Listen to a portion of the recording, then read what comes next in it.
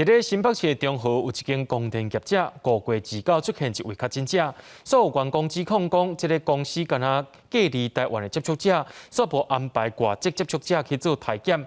公司正式驳回讲，已经有安排接触者自主健康管理。 新北市中和一间光电公司5月29出现一位新冠肺炎的确诊患者。不过，所有消息指出，这间公司一开始敢若隔离台湾籍个接触者，所无安排外籍接触者去体检，或者是隔离。真侪移工只好家己去体检。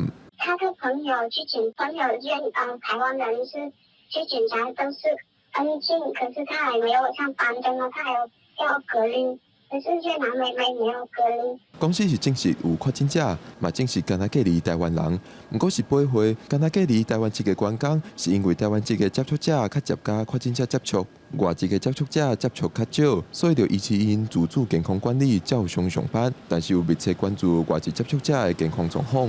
他们都在我们一起一个房间，就没有隔离，没有每一个房间不一样的，6、7颗、8、8个人一个房间，越南人很多呢，100多个人的。工人表示，因甲公司申请，希望会使集体伫宿舍隔离14天，嘛有90几个人伫申请书顶悬签名联署。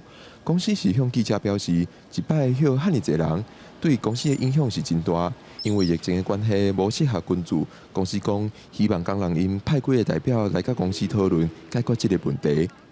记者郭碧君、郑派文新北报道。